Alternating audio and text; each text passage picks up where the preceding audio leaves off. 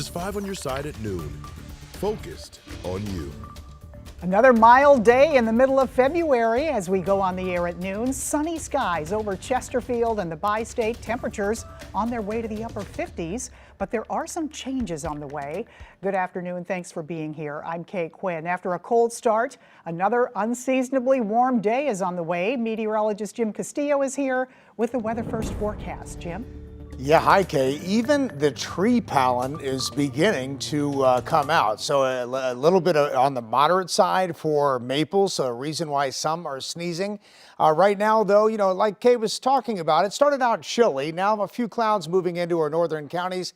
Other than that, it's very sunny out there. Look at this temperature at 54 in St. Louis, well above the average. And of course, that humidity level is low at 28%. Dew point is low, so very dry air and a westerly and a southwesterly wind at about 9 miles an hour. Here's that allergy index. Trees now showing up moderate because of maple. Grasses none, weeds none, but mold is low. And of course, that forecast today, 57 and mostly sunny, and a little bit of a west-southwest wind about 5 to 10 miles an hour. Some areas wouldn't be surprised to see 60, but we do cool down. In fact, a wintry mix possible by Friday, and it does get cold briefly. We'll talk about that coming up in just a bit, Kay. All right, we'll see you in a few minutes. Thank you, Jim. All new at noon, a Chesterfield family is without a home after a house fire. It started around 6:15 this morning. You can see the back of the house is charred and the flames blew out the windows. The people living there got out safely. 2 dogs were also in the house at the time. One of them died. Still, firefighters say it could have been much worse. Absolutely. It could have started at night with the smoke and the darkness. Nobody's going to see it until the daybreak.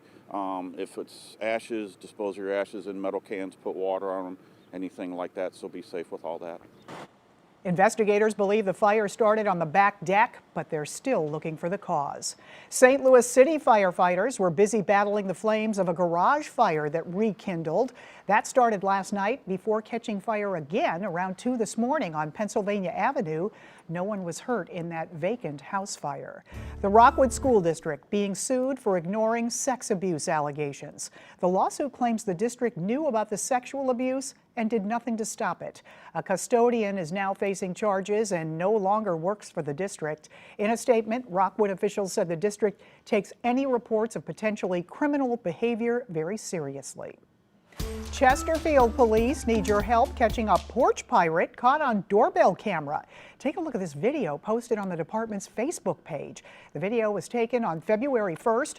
It shows a suspect stealing packages right off a front porch. They were then seen driving away in a dark-colored sedan. If you have any information, you are asked to call Chesterfield Police at 636-573-3000. Right now, many people in a small Franklin County town are concerned about their safety. A few weeks ago, the New Haven Police Department was dissolved. 5 on your side's Laura Barczewski was at last night's packed Board of Aldermen meeting where many residents expressed frustration.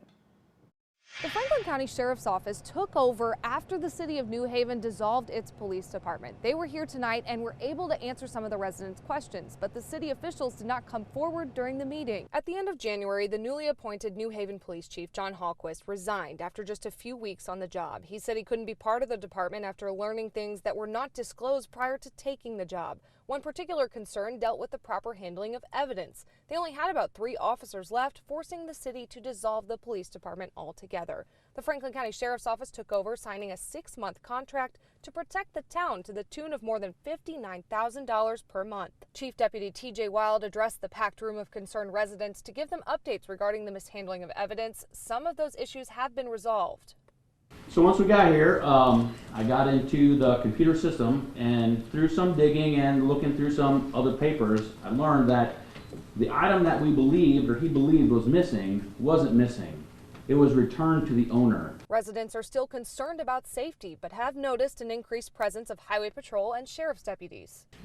Of course, our utmost concern is the safety, our children's safety, because we know that there is criminal activity in our town.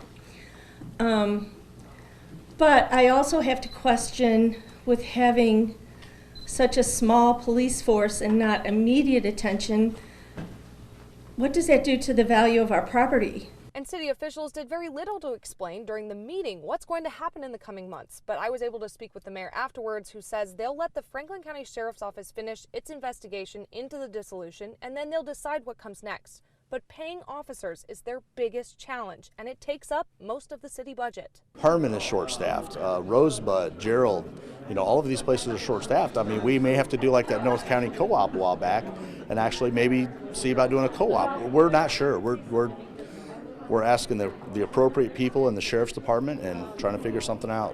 Laura Barczewski, 5 on your side. Now, the Franklin County Sheriff's Office says it will continue to update the city and the public on its findings and will be serving as the main authority in New Haven until the end of July. This afternoon, many Illinois taxpayers are waiting on their state tax refund, and it looks like the wait will continue. 5 on your side, Sydney Stallworth reports from Belleville on what's causing the holdup. People in the Metro East who have already filed their state taxes are all asking the same question. Where's my refund? Officials here in Illinois say it could take longer than expected this year. The reason why? The Illinois Department of Revenue says efforts are in place to prevent identity theft and fraud. So normally, if you return electronically, you'll get your refund faster. And if you file on paper, it usually takes a little bit longer. But no matter how you file this year, the timeline to get your refund will most likely be extended. When it comes to your federal taxes, the IRS says most federal refunds are issued in less than 21 days. So here's how you can keep a close eye on where your federal refund is after you file. Use the IRS Where's My Refund tool on irs.gov. Officials say they've made some updates to the tool this year, so it should be easier to use and to understand, with more detailed updates on when you can expect that refund. It'll also tell you if the IRS is requesting more information from you. For your Illinois state taxes, the State Department of Revenue has a similar tool that you can find online. The only thing is it's less detailed than the IRS tool, so you can only see whether the state has initiated your refund process.